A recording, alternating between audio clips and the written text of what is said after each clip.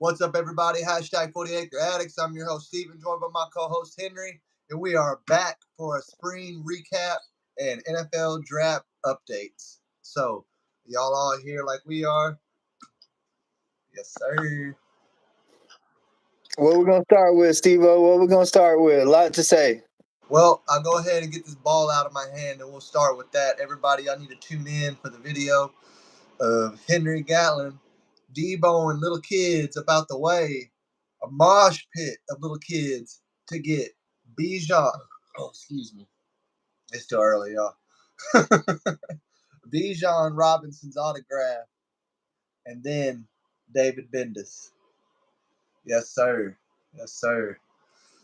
He had to do the Heisman pose 3 or 4 times. You know, DDT a couple kids, tombstone. Show my titties. Show your titties, everything you had. I had to flash people. Had to flash the players to get in, but we got the autographs. And then David Bendis was an interesting one because I asked him when we got that autograph, are you going to be a team captain this year? And he told me, yeah.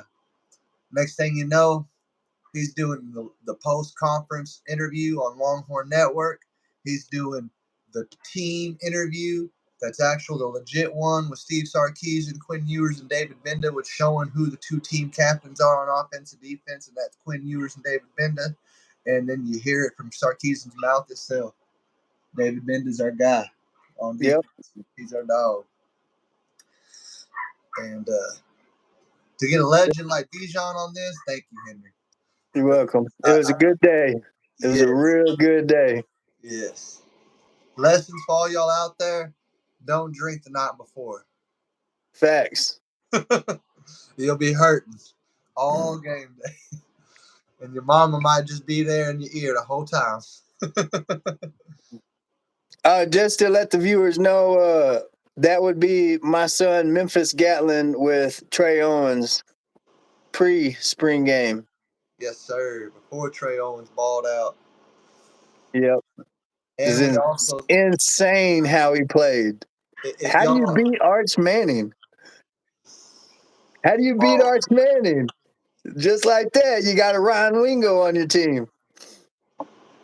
That and Arch left too much time on the clock. He scored too quick. Wow. That's a good problem to have, is scoring too quick, though. That's how if you're going to lose a game, it's going to be because you scored too quick. This was the most exciting spring game I've ever seen in my entire life. The most exciting. I loved every second, except for Quinn's interception. I loved every second. Which was a good highlight for Alfred Collins. But speaking on that, and Ethan Burke, Alfred Collins and Byron, what's the other man's name? Our defensive tackle. Our starting defensive tackle was getting married on last Saturday in Europe, and that's why he didn't play. Burden Broughton. Yeah, he was in Europe getting married. Burden Broughton I wanted to bring up because him and Alfred Collins, as good as the spring game was for Collins, there's something there that's not clicking, or something there that's not good enough for us to be hunting for defensive tackles like we are in the portal. We just need more seasoned depth. Yeah. We got Alex January, we got Sadir Mitchell, but they're younger guys, and in the SEC, we really need proven big boys. Yeah, and if all y'all are interested in January, just go look at some of our videos I'll be posting within the next couple of weeks. January is a big human. So is Sadir Mitchell. Big humans. Sadir Mitchell coming to the sidelines, bro, with his jersey ripped in half. He was playing. And he's hard to guard, apparently, because those offensive linemen were ripping his jersey in half. It's insane. What a spring game, bro. Like, what a spring game. There's highlight after highlight. Like, we were talking, you told me about the Georgia spring game, and I watched the highlights, and it was awesome. But So was ours. I feel like Sarkisian watched those as well and was like, I can do better. And none of it was scripted. Like, those wasn't even Sarkisian calling the plays. Coach Flood and AJ Milwee were calling the plays. That's another thing I want to bring up to all the people out there is don't overshadow our defense due to the game. From what I'm told from sources, is that PK and our DB coaches were giving our defenses very limited plays to work with for the spring game for two reasons. One, to showcase the offense, and two, to not give anything away. Just like CDC said to Henry Gallon in 2021, hey, it's all gas, no brakes. But today, it's mainly brakes, baby. Yeah. We don't want to show the nation what we got. We don't want to show them everything we got. Yeah. Man, but we showed the nation how many different wide receiver threats we have this year. And dog, and everyone was worried about the wide receiver room. Everyone was worried about it. Who the F is Thatcher Milton? A baller now. A baller. A walk-on baller. Future shot caller.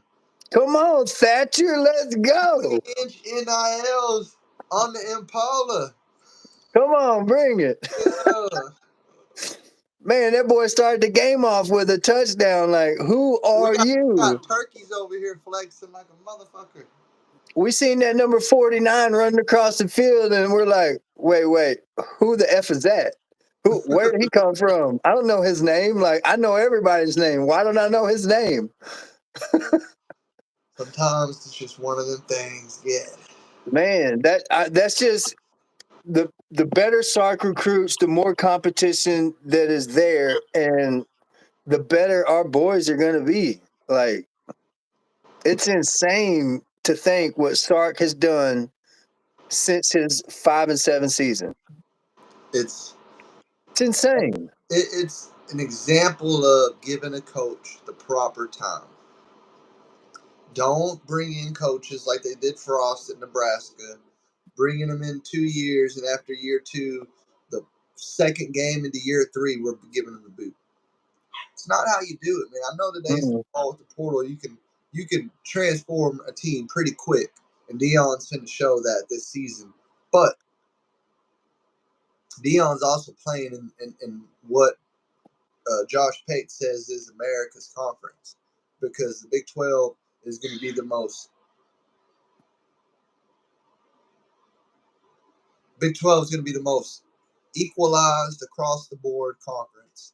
Everyone's pretty much a B school, B plus. Nobody's a C, nobody's an A. Every week is going to be 50-50. You don't know who's going to win. It's going to be very equal across the board, and it's going to be everything runs through Lubbock.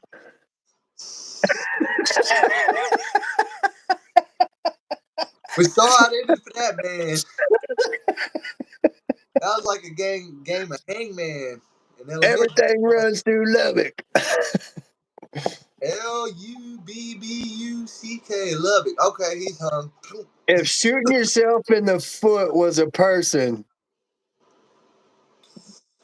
Coach, I'll just say that.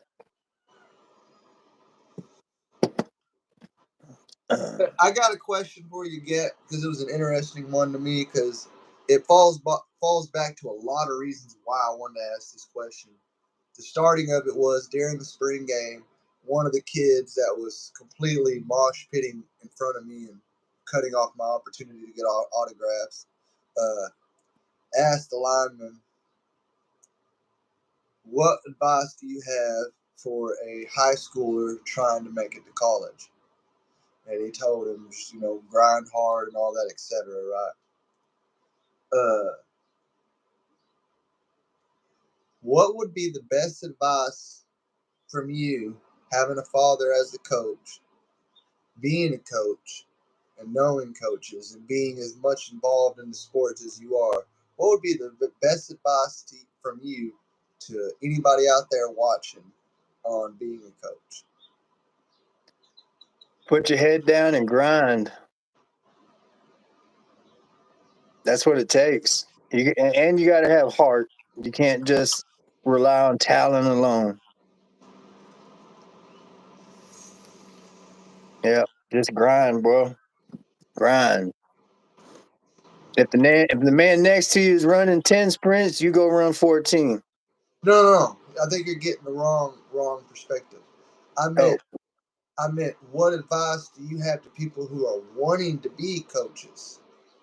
Best advice of being a coach. Like BJ, for example, if he was watching right now. Oh, congratulations to BJ, by the way.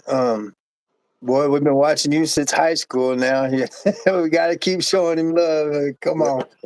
Hey, and he's a coach now. That's a big evolution from high school. I don't know, because if I had that advice, bro, I would be one. What do you think your dad would have told you? I don't know. You're throwing this on me too fast. Well, I don't know. I think you had the answer with the first one without even meaning to answer the right question. Yeah, just grind. No, it was the heart. Okay. If you have the heart for what you're doing, you're in the right career. That's fact. Yeah, you got to enjoy it. You got to have the heart for it. You have to have the heart for the players. You have to have that parent mentality. And you got to have an accepting wife, because your time is going to be spent with the team.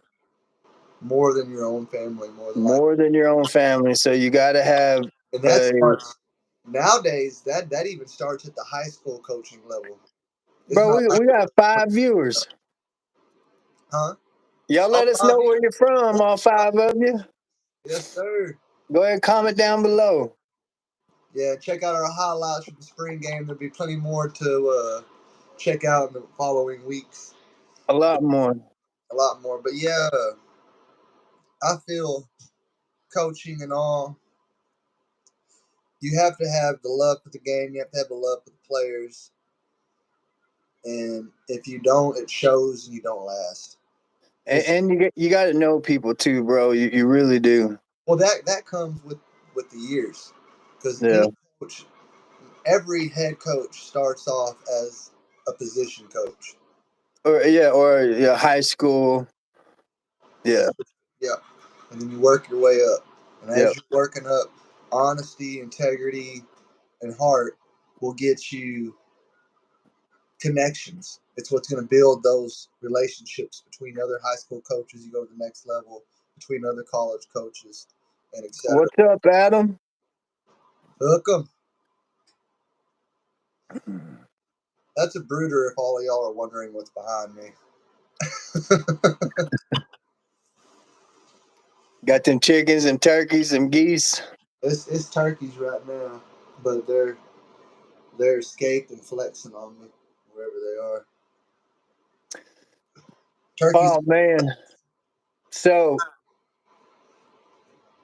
Quinn's great. I love Quinn. Can't wait to see what he does this year.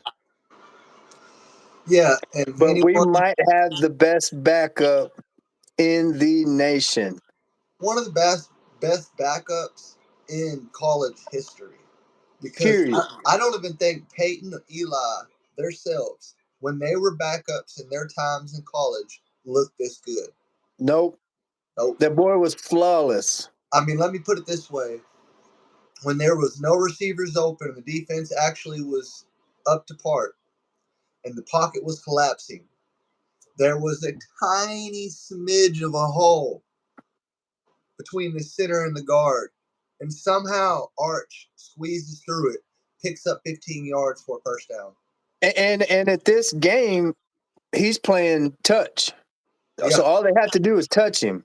So he got through there without being touched. And I want everyone to also pay attention to this fact. If he's that good and he's not starting, what does that say about Quinn Ewers? What does it say about Trey Owens? Trey Owens, oh my God. Who beat Arch Manning with a freshman wide receiver and a walk-on wide receiver with a name we've never heard, Thatcher Milton. We've never heard of him. But Trey Owens with Thatcher Milton and Ryan Wingo whooped Arch Manning. That's insane to me to have that caliber of quarterbacks on the same team. See, another thing is, do we have the best quarterback room in the nation? 2 years in a row. I mean, there's no doubt, right? There's no doubting that. There's no doubting. No doubt in it. At Longhorn Nation, we have the best quarterback room in the nation. Have you seen the latest Heisman list? No. You know who sits at number 1 at 800 points, tied with somebody, but they're second to Quinn? Who? Quinn's number 1 for the Heisman run as of right now. Gunnar Stockton. How do you say his last name, Gab? I don't know. Oh, Carson Beck, I mean. Okay, Carson Beck. I was like, Gunnar Helm, like our tight end. Our tight end and Georgia's backup quarterback's names mixed up, and then I was trying to say Carson Beck. It all was a trio that was going through my mind, but Carson Beck is number 2. It's going to be the game of the century. It's going to be even better than both years of us against Alabama. Dylan Gabriel was in there. Shadou Sanders. Get out of college. That's all I'm going to say. The man is only 35. He's got a receding hairline. He's been in college so long. Get out of football, Dylan. That's funny. Anyways, in the living room. Anyways, just like Michael Penix Jr., it shouldn't be allowed for them to even be up for the Heisman if you've been in college for 6 or 7 years. There should be a rule against that. The Heisman goes to a 3 or 4 year player. I think that this whole scenario that we've been talking about for months now isn't going to be a problem in the coming years. I think that a big part of it was COVID, and COVID giving that additional year. And I think giving us being finna be 4 going on to 5 years out of COVID, I think we're going to see that start to disappear. Hopefully. I agree. 5 years should be the limit. It always has been 5 years should be the limit. 1 super senior season. Yep. Not 3. This isn't higher learning with Ice Cube with Nia Long coming on and saying, "Oh, he said I heard about you. You the super duper duper senior." And Ice Cube's like, "Yeah, I've been here a long time." This shouldn't be allowed, son. You're playing with 18-year-olds at this point. Come on. I said Moro Ojimo was 16 when he played for Texas his first year. He was 16? He was 16. When he started on the field? No, he didn't start, but he came in a couple times. As a 16-year-old. I did not know he was that young. Moro Ojimo was one of the youngest we've ever had. He was super smart. Genius level. That's impressive. But that just goes to very impressive. That goes to show everybody out there, the University of Texas is for the best. What's that old slang we have? It's for the elite. We do not put our team in the hands of weak or timid people. There you go, Gay. I'm trying to think of the slogan. Our fight or flight is fight, period. Yep. Texas, fight. Or hit the transfer portal. Don't come into spring ball overweight. Don't do it. He'll be like Savion Red and Terrence Brooks getting the boot. I mean, Terrence Brooks didn't get the boot for no reason. He didn't transfer for no reason. The man started his freshman and sophomore year and all of a sudden transfers out. That tells you something. It tells you he's getting pushed out by the younger man coming in. Yep. And he's a young man himself. That's talent. That's Sark and Kowalski just stacking and stacking and stacking. And don't y'all think for a second that this DBU room is in trouble. Because DBU is coming this year. I got the feeling. And for all y'all out there, my mom was a fan of Michael Taft. So we're gonna have to get the Taft jersey eventually. That is the most handsome player on the team, hands down. Handsome. If you're talking about like Prince royalty handsome, yes. Yes. He's your modern day just handsome man. He is flawless. He has zero flaws. Like, he is great. He's got a good voice. His personality's great. Always smiling. He made sure my mama had a poster to autograph too. When he realized she didn't have one, he was like, "Hold up, get this lady a poster so I can autograph." I love Michael Taft. Yeah. Even though he got trucked by Cedric Baxter. It's Cedric Baxter, though. If you're going to get trucked, it's by the best of the best. Hey, even Michael Griffin and Cedric Griffin got trucked in their days. Yeah, they did. Huff got trucked in his days. I guarantee he learned a lesson from that truckness. But all in all, Michael Taft is hands down the most interesting Longhorn story of the last decade. Yeah, because he could have went anywhere, dude. But he chose to come here as a walk-on. Yeah. And now he's starting safety. And he fought his way. And he has extreme talent behind him. That's what makes me so excited about this Thatcher Milton character. Where the F did he come from, and why is he running around on our first string defense like a madman? Like, come on, bro. That's our number one defense. Where did you come from? That's CDC. What the fuck? We don't want them. Like he even saying shh like this. He said shh. We don't want them to know everything yet. They gonna find out come August, September. They gonna find out come August, September. I'll never forget the name. You know me. It's unique. He came out of nowhere. Like, I mean, the only receiver I think that did better than him altogether was Ryan Wingo. Wingo did the damn thing. Wingo did it. Wingo ran away from Terrence Brooks, from Kobe Black. He scored 2 touchdowns. Like, you think that's why Brooks left?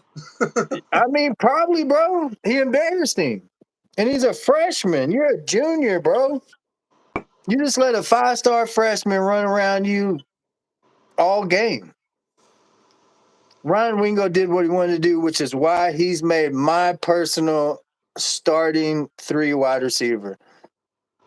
If he's not the number 1 wide receiver going into next year. That's something everybody can put their golden dollar on, is that Ryan Wingo will be in the starting 3 coming. Is there any way he's not going to be? No. Seriously? Not in my eyes. Unless he doesn't know the playbook as well as we think. I mean, me and you got to see him from the 50-yard line, and I have it on camera, him sitting feet in front of us. That man looks like a senior already. I've got a man in an 18-year-old's body. He is physically already developed. Yeah, if he wasn't running so fast to the stadium, he would have took a picture with Memphis. But I got a pretty close picture of him or a video, and he's smiling the whole time, boy. Just hook him, running up, just passing us up, boy. He's excited. He's ready. I'm so glad you and Memphis were able to get those pictures and those hugs and those handshakes, because I had to hold the line down, everybody. Hayden Connor, Connor Stroh, Bert Auburn, Trey Owens, Christian Clark, Ty Anthony Smith, Alfred Collins, Sadir Mitchell. It just keeps going. I can keep going if you want me to. I am going to throw out there next year, I'm not holding the line down. We can just get at the end of the line. I'm going to go over there and get the pictures with y'all. But yeah, knowing what we know after 2 years of doing this with Shark, 3 years technically, but the 3rd year was a little different. But these last 2 years, we already know it doesn't matter where you get in the line. You're getting 1 autograph go around, and that's it. And a lot of people aren't even getting that 1. Yeah. Because they only do it for 45 minutes, and that line is a lot longer than 45 minutes. Oh, they cut off people? Yes. Oh, I didn't know that. Yeah, they do not let the line finish. If they let the line finish, they'd be there all day. Because people are also getting back in line, too. Probably. Trying to. Trying to. Everybody wants that Arch autograph, bro. Like, I don't know how many times I heard Arch's name outside of the stadium. Arch! Please, Arch! Like, come on, kids. Leave him alone. Hey, but he come out the stadium in the autograph line looking like Clark Kent. He had the glasses on, the nerdy look, and then he gets on the field and plays like Superman. It's Clark Kent and Superman, bro. Like, this is gonna go down in history. Because how do you keep a man like that on the bench for a whole season? You don't. If Quinn goes up by 30, half the games, Arch is going to see a lot of playing time, and we might end up beating people by 60 points. You know, it's that thing with as long as Quinn stays healthy, we don't have to worry. He has to stay healthy. But if Quinn goes down, and this is how the scenario, how I honestly see it would play. Knock on wood. Knock on wood. If Quinn goes down, we'll do like Orange Blood does. We'll say it's sickness. That way it's not anything to do with injury. Let's say Quinn gets the flu, and he's out for 2 weeks. And Arch Manny does what he does in the spring game. I, in my heart, believe that Shark will still consider Quinn the starter. Yes. He'll bring Quinn back. But in that returning game, if Quinn is not up to point by halftime, Arch is going to play. And if the next game, I think they'll still put Quinn as the starter. But if it happens again, they're going to give it to Arch, and Arch is going to take the reign off from there. So Quinn. And bro, at the same time, we can say that about Arch and Trey Owens. Yes. If Arch doesn't play up to par, I don't see why he wouldn't put in Trey Owens. Not maybe not next year, but in 2025. Trey Owens is the real deal as well, bro. I don't think Shark will be as quick on the trigger as Lincoln Riley was with Caleb and Rattler. But yes, I'm with you. It's not hard to bench an albino. Yeah. In the game of football, it's all not. y'all watching out there, let's not that make a racial thing. Sorry, I don't like Spencer Rattler, fellas. Never have. Well, if anyone's out there has watched the quarterback show from high school, I can't remember what it's called, but yeah, Spencer Rattler had his own segment in that, and as a person, pretty shitty. Pretty shitty person. Pretty cocky. Pretty into himself. Yeah, in high school, his backup quarterback, he was over there literally bullying. And his quarterback's like, bro, I mean, I know you're better. I mean, what's the big deal? You're better than me. Like, okay. Yeah, dog, I'm better than you. I'm the GOAT. I'm better. That's why you got beat out by a freshman. Yep. Who now just became the first overall pick in the 2024 NFL draft. Chicago going to have to deal with him crying in the stands to his mama. I still can't believe he made the first round pick. I can't either. Let's jump on the draft because we have not talked about the draft. But Byron Murphy, congrats to you for hitting number 16. And yes, sir. Damn it, Byron. I mean, T Sweat, you would have went higher if you didn't have that damn DWI. Well, maybe because it was a pretty offensive first round.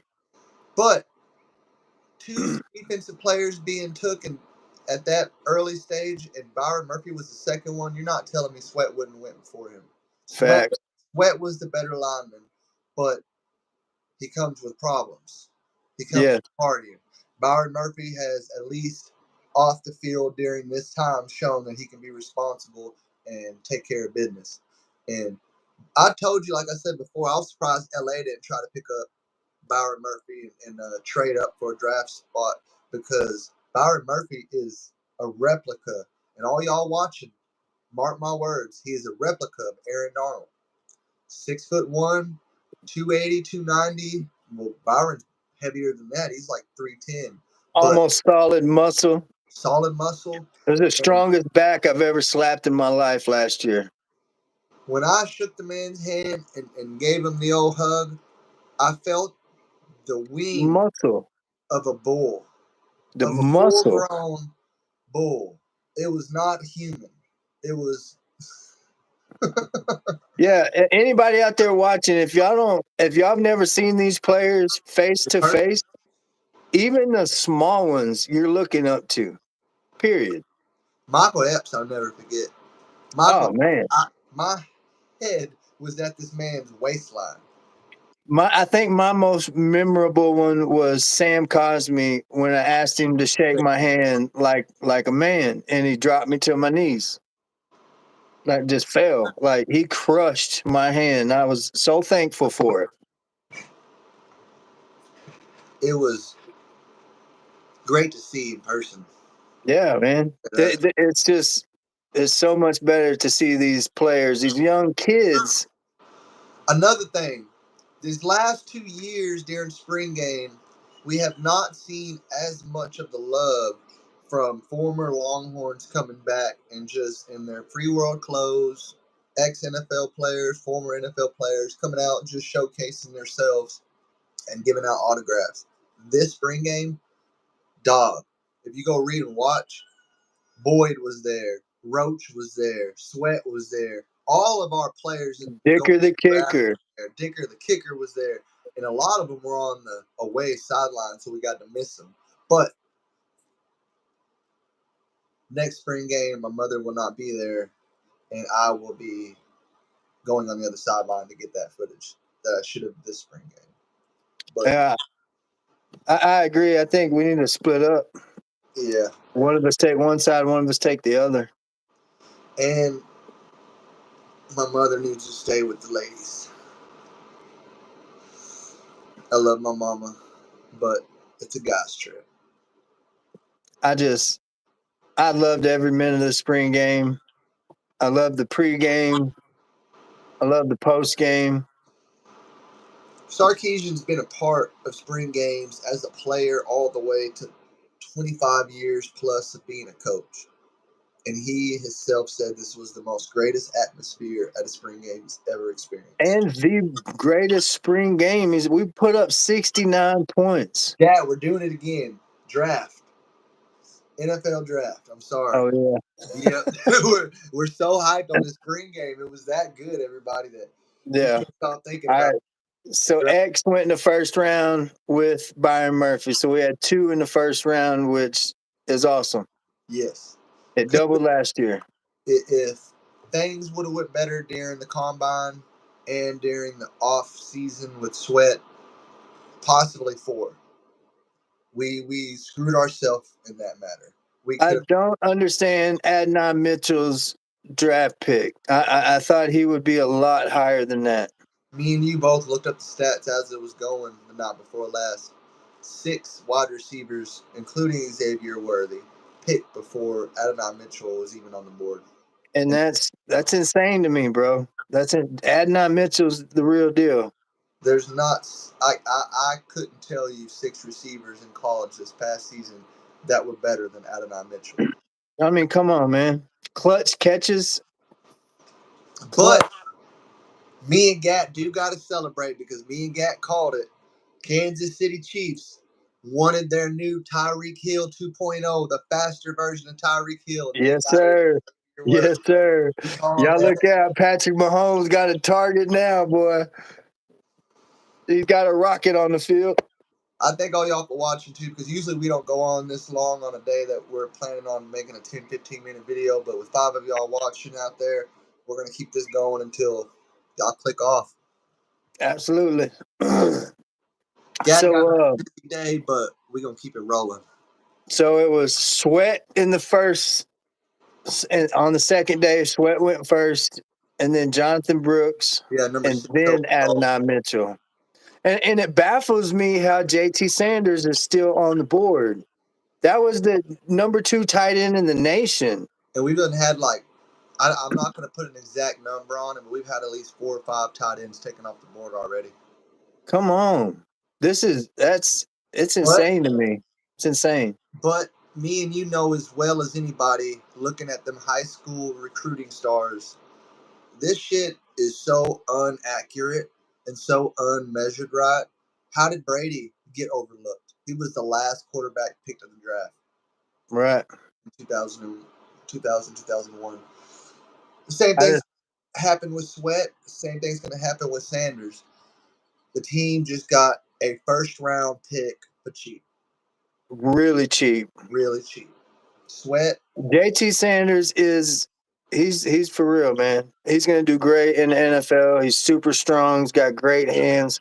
He's not the fastest. He's not the best blocker. But when you throw him the ball, he's gonna catch it whether there's nobody on him or whether there's 3 people on him. Exactly. He's gonna catch the ball. Period.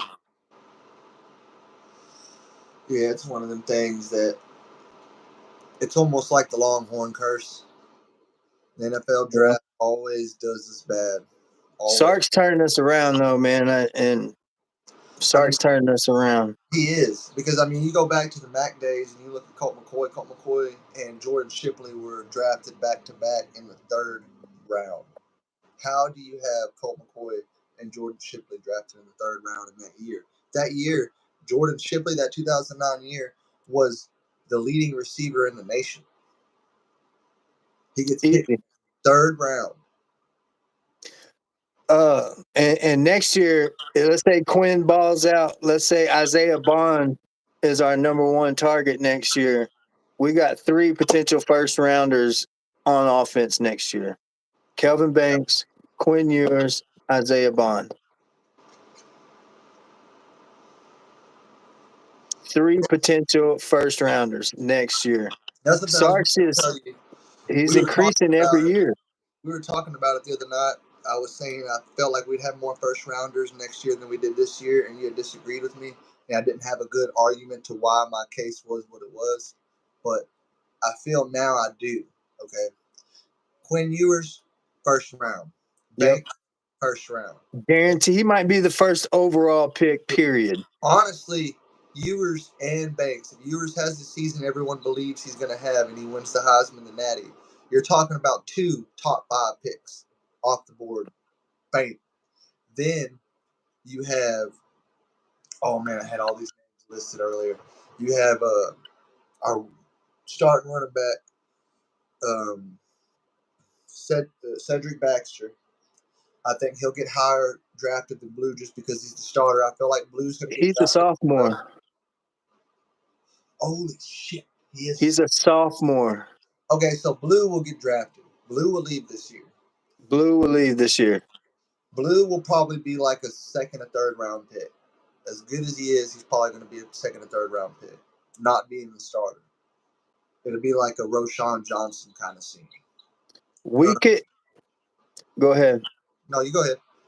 On defense, we got a possible Ethan Burke and Alfred Collins. Those are my 2 that I think could go in the really high in the draft if they ball out and have a good season. Yeah. I think we'll have 1 defensive player for sure. If my dreams come true, we'll have 2 because I see somebody on the line or the linebackers, whether it's Benda, Burke, Collins, whoever. But if Jahdae Barons rocks that number 7 and pulls a Michael Huff, gets a lot of picks, gets a lot of tackle for losses, ends up with the Thorpe Award, we're going to have 4 players in that 1st round. That's what I'm saying. Sark is year in and year out making it better. He's bringing back the fan base. Like us, he didn't have to bring back because we've been there. We supported Charlie Strong in the 5 and 7 seasons. We supported Tom Herman when he was kissing the players inappropriately.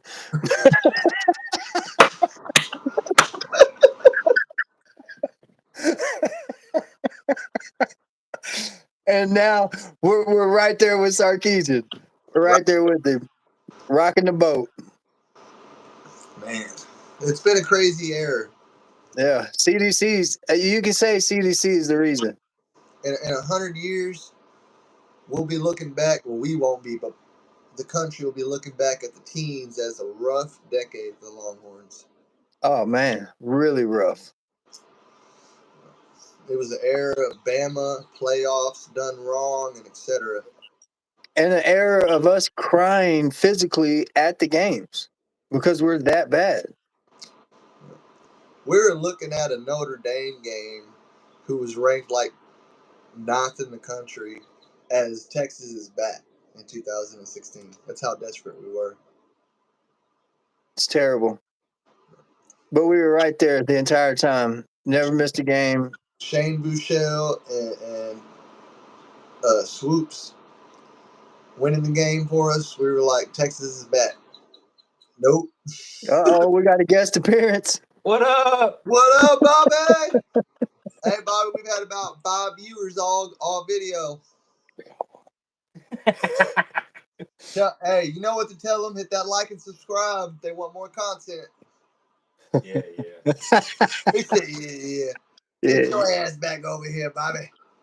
Hey, but we're gonna have to wrap this up. I'm gonna have to go get ready for my daughter's 17th birthday party today, and my niece's 16th birthday. It's a combined joint event.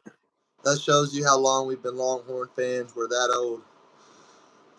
I have a grandbaby.